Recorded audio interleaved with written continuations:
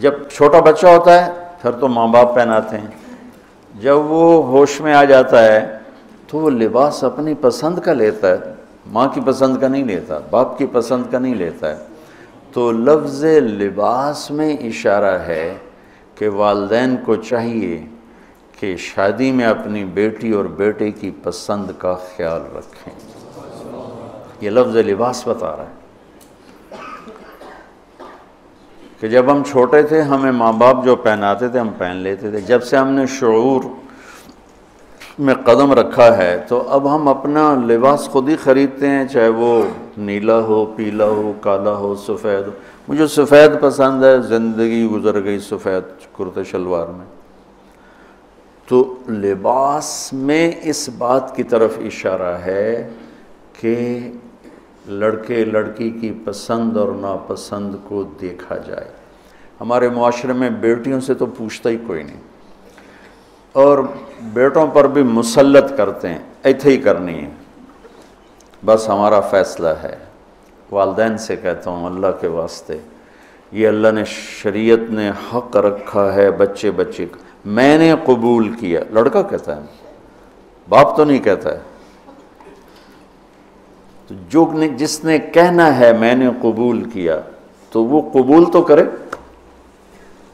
ایک صحابی نے آ کے عرض کی یا رسول اللہ میں نے وہ نکاح کا پیغام دیا ہے، تو آپ نے فرمایا تو نے وہ لڑکی کو دیکھا ہے؟ کہا جی نہیں۔ آپ نے کہا دیکھ لو، کہ تم نے زندگی گزارنی ہے، دیکھ لو۔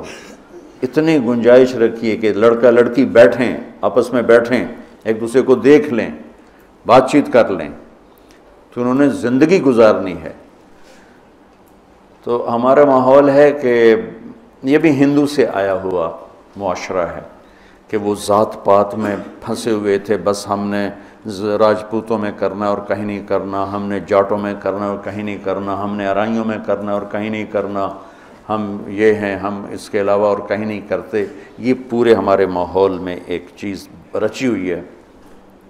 کتنے بچے میرے پاس آتے ہیں، بچیوں کے فون آتے ہیں، ماں باپ زبردستی شادی کر رہے ہیں، میرا دل نہیں کر رہا لیکن وہ زبردستی کر رہے ہیں۔